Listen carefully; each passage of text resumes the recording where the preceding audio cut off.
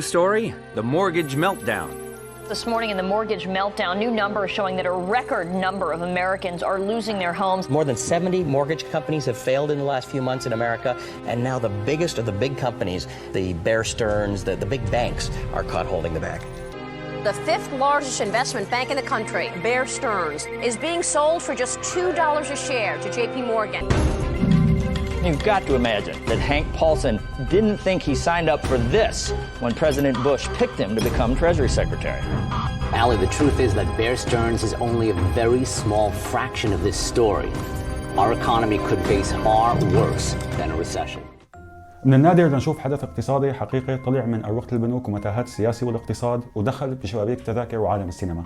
بس عند بيكون هالحدث هو الأزمة المالية العالمية سنة 2008 أو ما يعرف بأزمة الرهون العقاري، فهو أكيد حدث بيستاهل نوقف عنده وينعمل عنه فيلم. حدث وقفت فيه أمريكا والعالم كله من وراها على حافة الانهيار. الله بس بيعرف شلون ممكن يكون حالنا هلق لو انزلق وقتها الاقتصاد العالمي باتجاه الهاوي. ممكن أحسن ما نعرف. جماعة هوليوود استغلوها لهالأزمة وأتحفونا بفيلم تو بيج تو فيل أو أكبر من أن يفشل. وهو مصطلح اقتصادي قديم وجميل معناه انه في بنوك ومؤسسات ماليه متجذره بالاقتصاد وفايته فيه للعظم وطالعه برات الحدود وممنوع ان تتهاوى باي شكل من الاشكال، يعني ببساطه اكبر من ان تفشل. الفيلم بيحكي عن الازمه الماليه العالميه من المنتصف، وخلال الفيلم بنشوف جهود وزير الخزانه هانك بولسون وهو عم يحاول ينقذ المؤسسات والبنوك الكبيره مثل عملاق التامين شركه AIG. وخلال الفيلم بينسال انه ليش بدك تمنع هي المؤسسه بالذات من السقوط؟ فبيجاوب الطيارة اللي جينا فيها لهون مستأجرتها AIG، أعمال البناء اللي عم تتم وسط المدينة من قبل AIG، التأمين على الحياة 81 مليون بوليصة تأمين بتعادل قيمتها 9.1 تريليون دولار من قبل AIG، رواتب المدرسين التقاعدي اللي تقدر بمليارات الدولارات كلها ل AIG، لذلك هي المؤسسة أكبر من أنه تفشل. وحتى يكون كلامنا عن فيلم مفهوم، قبل الأزمة بأمريكا كان في ميزة بنكية ماشي حالها، إنه أنت مثلا إذا بدك تشتري بيت بتروح على البنك بكل سهولة بتاخذ مصاري وبتشتري البيت، والبنك هون بيوقعك على ورقة اسمها رهن عقاري، يعني ملكيتك للبيت هي ضمانة تسديد القرض، في حال تخلفت عن سداد الأقساط تبعك بيجي البنك بياخذ البيت وبيزتك براته. وكان كمان إذا بدك تاخذ قرض لازم يكون عندك إثبات إنه أنت فعلا قادر تسدد الأقساط هي. المؤسسات المالية ألعن من إنه تعطيك مصاري وأنت منتوف. ومن بعد 11 سبتمبر سوق العقارات انتعش وهون بقى بلش اللعب. أنت اشتريت بيت ورهنته للبنك والضيعة كلها عملت مثلك. هلا هون البنك اعطاكم كثير فلوس وصار لازم يصيروا لي مشان يعطي قروض للضيعه الثانيه وياخذ الرهون العقاريه تبعها. بيقوم ايش بيسوي؟ بياخذ الرهون العقاريه تبعكم وبيروح لعند مؤسسات ماليه، بيقول لها هاي في عندي رهون عقاريه، بتشتروها وبتاخذوا عليها فائده حلوه، وبالنسبه للاقساط لا تاكلوهم، نحن بناخذها من العالم وبنعطيكم اياها. وهيك الرهن العقاري تبعك بطل عند البنك، صار عند مؤسسه ماليه. هاي المؤسسه الماليه بتاخذ الرهون العقاريه تبعك وبتروح بتدور على مستثمرين اجانب وتبيعهم اياها. وهيك الرهن العقاري تبعك لا عاد بالبنك ولا عاد عند المؤسسة المالية، صار عند مستثمرين أجانب من كوريا، من فرنسا، من الصين، حسب مين بيشتري. الناس اللي كانت قادرة تاخذ قروض أخذت قروض ومشى الحال، بس البنوك ما عجبها هالحكي، فقدمت تسهيلات كتير كبيرة للناس، تعال خذ قرض حتى لو ما عندك شغل، حتى لو ما عندك ضمانات لتسديده، وهيك زادت نسبة القروض الخطيرة من 6% ل 14% بين 2001 و 2007. القروض الخطيرة هي القروض اللي بتنعطى للناس اللي ما عندهم دخل وما في أي ضمانات لأنه يسددوها.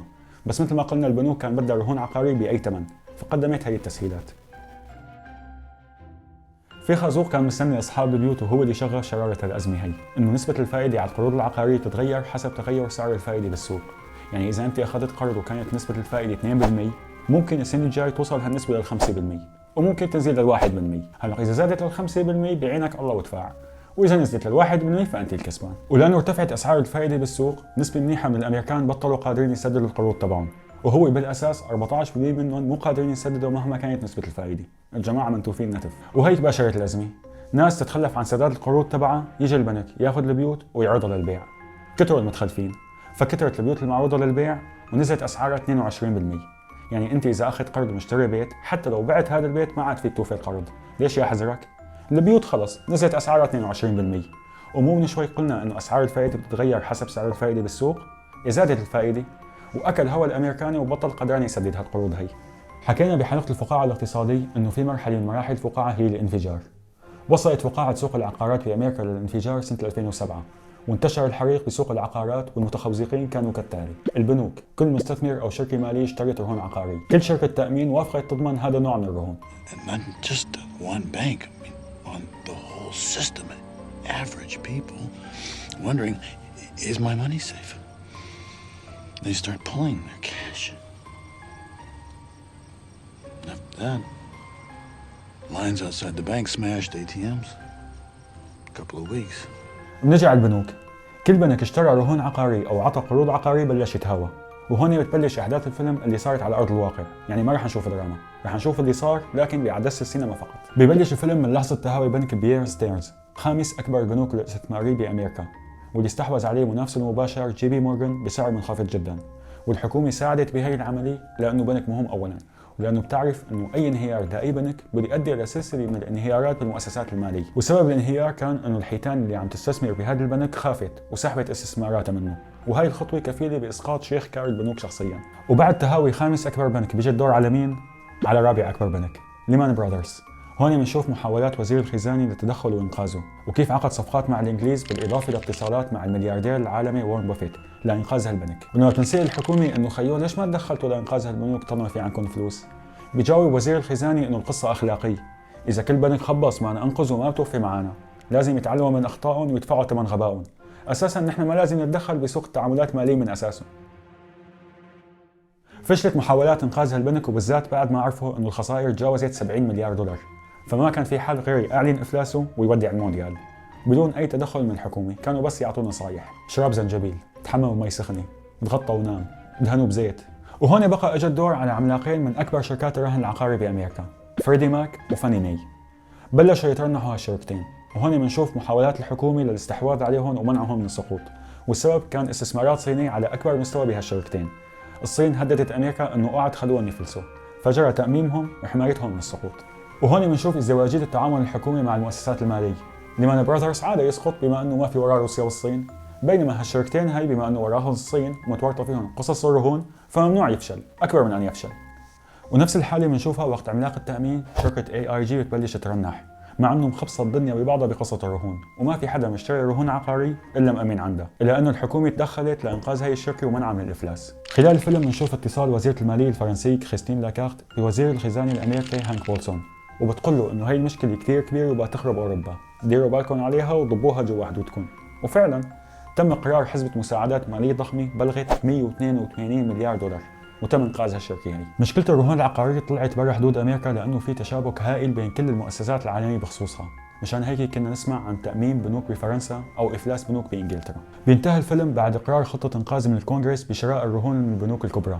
دفعوا 700 مليار دولار لإنقاذ هاي البنوك وحمايتها من الفشل، ومشان الناس ضل عندها ثقة بهالمؤسسات هي. فيلم ينصح به للي حابب يعيش أكشن حقيقي ويفهم ثاني أكبر أزمات العصر الحديث بعد أزمة الكساد الكبير سنة 1929، واللي أدخلت الاقتصاد العالمي أجمع بحالة ركود شديدة وغيرت وجه الاقتصاد للأبد.